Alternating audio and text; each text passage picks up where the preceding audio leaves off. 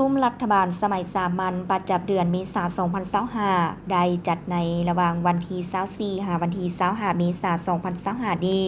ภายใต้การเป็นประธานของท่านสอนไซศรีพันดอนนายกรัฐมนตรีมีบรรดาท่านรองนายกรัฐมนตรีและสมาชิกรัฐบาลผู้ต่างหน้าจากบรรดากระทรวงองค์การเข้าร่วมแบบซึ่งหน้าและผู้ต่างหน้าการนำบรรดาแขวงและนครหลวงเวียงจันทน์เข้าร่วมผ่านระบบกองประชุมทางไกลเพื่อรับฟังการรายงานสภาพพ้นเด่นประจำเดือนเมษาและทิศทางแผนการประจำเดือนพฤษภาคม2025กองประชุมในครั้งนี้เพื่อพร้อมกันค้นคว้าปรึกษาลือประกอบคำเห็นและพิจารณาหลายหัวข้อที่สำคัญเป็นต้นสภาพพ้นเด่นประจำเดือนเมษาและทิศทางแผนการประจำเดือนพฤษภาคม2025ของรัฐบาล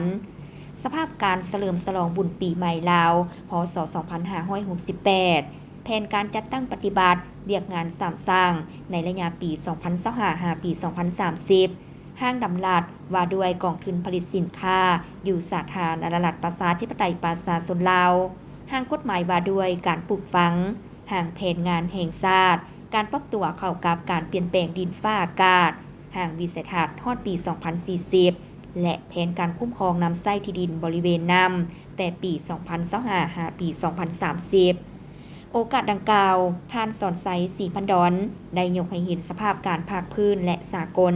ที่ยังสืบต่อเข่งฮอนคาดเดาได้ยากโดยเฉพาะปัญหาการขึ้นอัตราภาษีน้ำเข้าของสหรัฐอเมริกาต่อประเทศต่างๆเฮ็ดให้เศรษฐกิจโลกที่มีความยุ่งยากอยู่แล้วส่งผลกระทบเป็นวงกว้างขึ้นเติม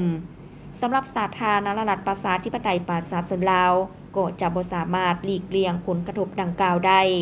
ซึ่งรัฐบาลก็ได้แต่งตั้งคณะเฉพาะกิจเพื่อค้นคว้าบรรดามาตรการรับมือวิธีการในการป้องกันและแก้ไขผลกระทบดังกล่าวแต่หัวทีและแก้ไขปัญหาผลกระทบที่เกิดขึ้นมาแล้วเพื่อบ่ให้กระทบต่อชีวิตการเป็นอยู่ของประชาชนพนักงานรัฐกรและการพัฒนาเศรษฐกิจสังคมของประเทศ